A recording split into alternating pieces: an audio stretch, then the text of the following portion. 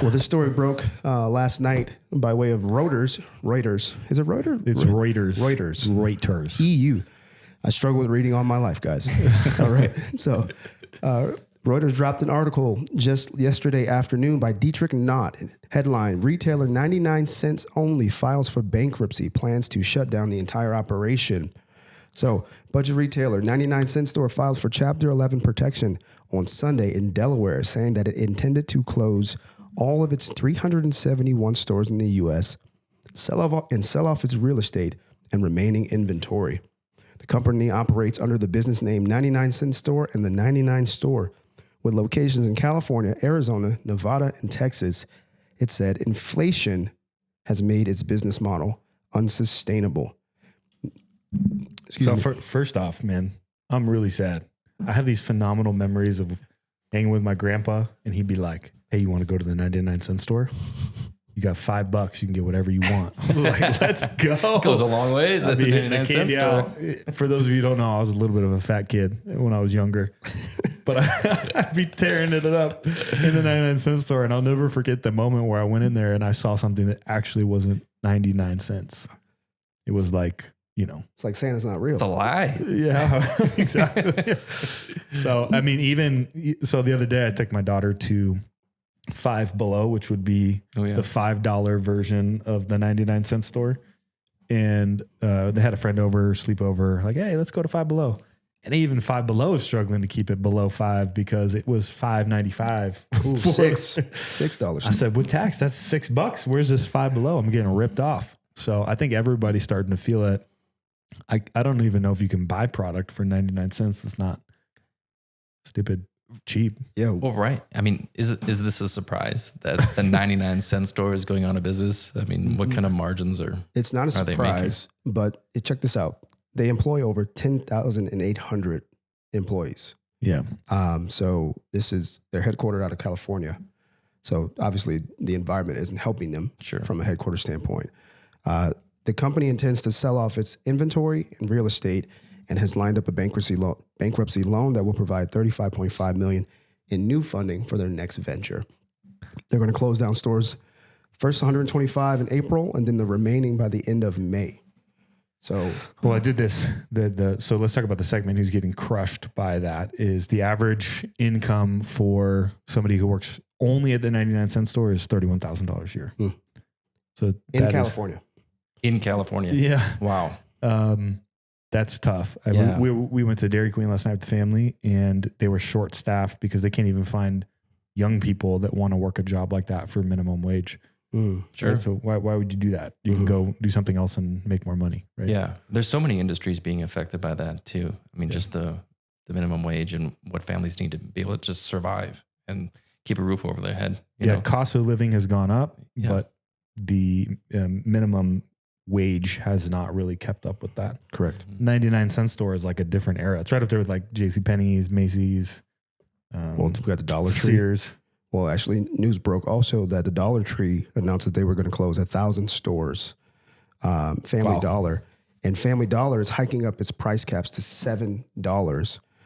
Macy's, as you just pointed out, Macy's also shutting down 150 stores, about 30% of its U.S., I don't have the right word, but the namesake chain.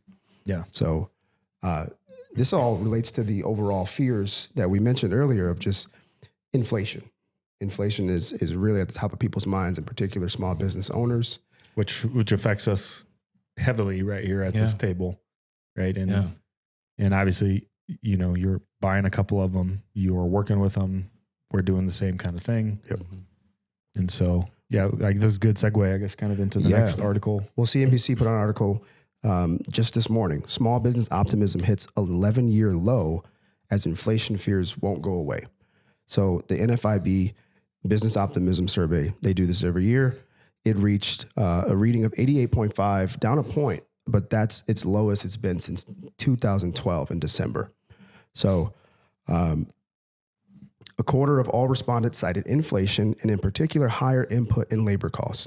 So having to pay people more, things costing more as their most pressing issue.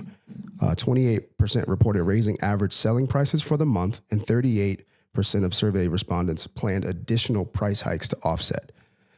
as part of the escalating costs, a net 38% said they have raised compensation, up 3 percentage points from the February reading and up from 4.1 just a year ago. So business owners are struggling to keep up, having to raise wages, having to deal with rising costs of doing business, the various different inputs of operating. How do we begin to make sense of this? Actually, maybe let's talk about the source of inflation. Well, yeah, monetary expansion, right? Oh, sure. Unruly monetary expansion. Even though there's supposedly no recession going on right now. Supposedly. We're spending, $1 trillion every 90 days? Well, I mean, if you go look at Reddit, you can go into the forums and just hear what small businesses are saying and what people are saying. So it's coming directly from people. You can get that sentiment directly from them as you're reading these threads that they're doing.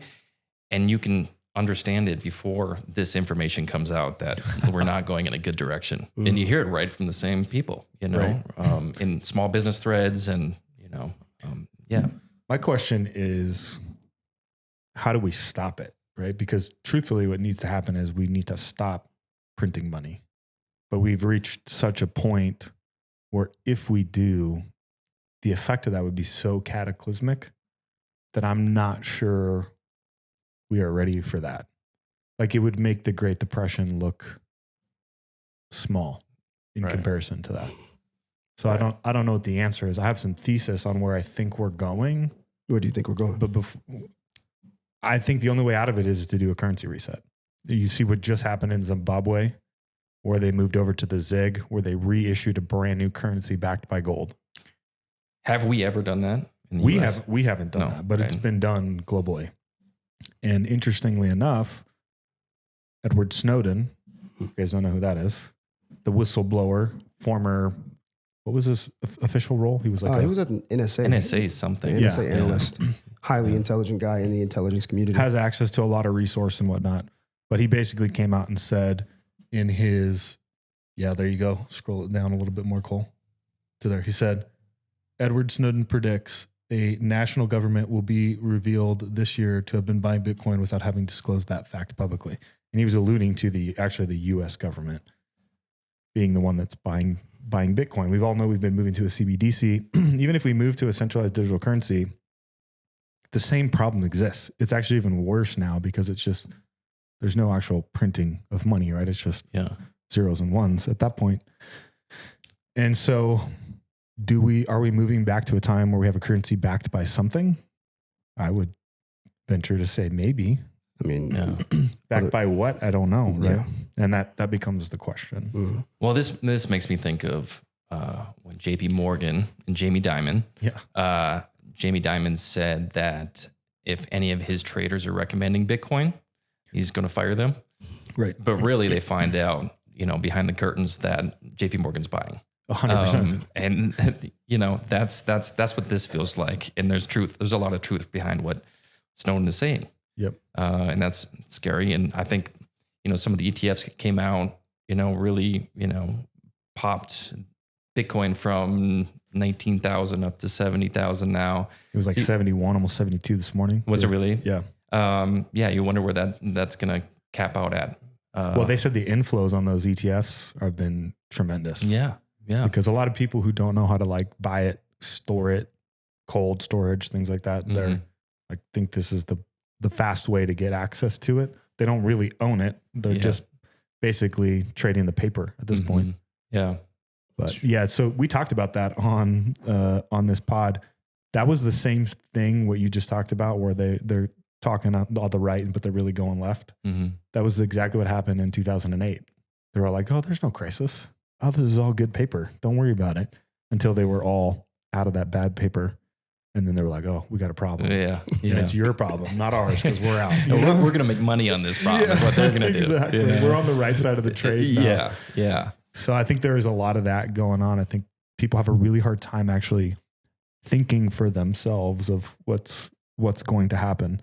A couple of books that I've looked to and really smart people that I've talked about on the pod are The American Jubilee by Porter Stansberry is a great book. It's talking about basically effectively a reset, right? So how do you reset the economy? You could cancel consumer debt. You could reissue a new currency. Say, hey, your dollar is now not worth $1. It's worth 2 or 50 cents or whatever you want to make it, right? However direction you want to do that. And the other one is Accidental Superpower. Yeah, you mentioned that, by Peter Zion, which is another great book talking about how the global economy is changing, and the United States is essentially removing itself from the global economy and going back to a time more similar to pre-World War II. But here's what I think is really interesting. What I think is really interesting is when we have these new inventions, and we're going to segue into sector that you know really, really well. Mm-hmm. When you have these new inventions and these new technologies, there's this typically they're right around these cataclysmic events and changes in the way that things are done. So 1987, savings and loan crisis, right? Massive, massive, massive banking problem, right? There just was not enough liquidity for the bank run. What came out 4 years before that? What was invented in 1983, Darius? Brett?